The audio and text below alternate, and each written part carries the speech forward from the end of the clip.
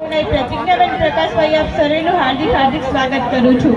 હું શૈલેષ મામાની આભારી છું કે તેમને મને આ સ્પીચ બોલવાનો મોકો મળ્યો, તેથી હું તેમનો ખૂબ ખૂબ આભાર માનું છું।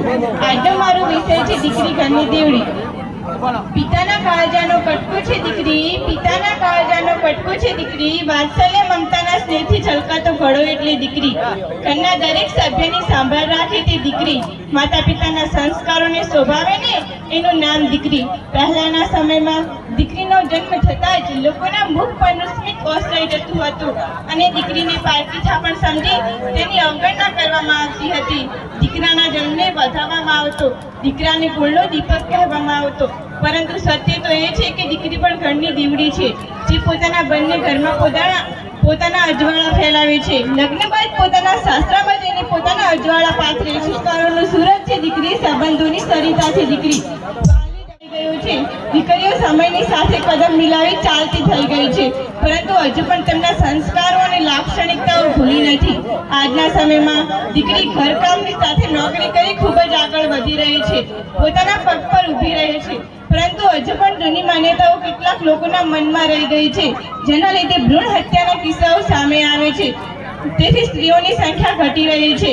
સ્ત્રીઓની સંખ્યા ઘટવાના લીધે કેટલાક અસંખ્ય યુવાનો કુંવારા રહી છે। માટે આ ખોટી માન્યતાઓ નાબૂદ નહીં થાય તો સ્ત્રી પુરુષનો ગાળો આમ જ વધતું જ જશે। દરેક માણસ દીકરીને દીકરા સમાન ગણશે તો આ સમસ્યા ઉત્પન્ન જ નહીં થાય। આજના સમયમાં દીકરો પોતાના કર્તવ્ય ભૂલી જતો હોય છે। વૃદ્ધાશ્રમો વડીલોથી ભરાઈ ગયા છે।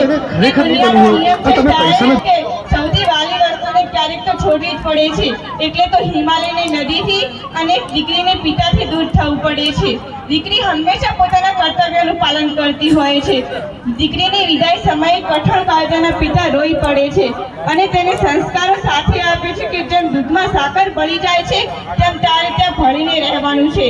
હું છેલ્લે એક પંક્તિ કહી મારી આ દીકરી ઘરની દીવડી સ્પીચને વિરામ આપીશ કે આંસુ અને દીકરી એક સમાન હોય છે સાહેબ, કે આંસુ અને દીકરી એક સમાન હોય છે સાહેબ।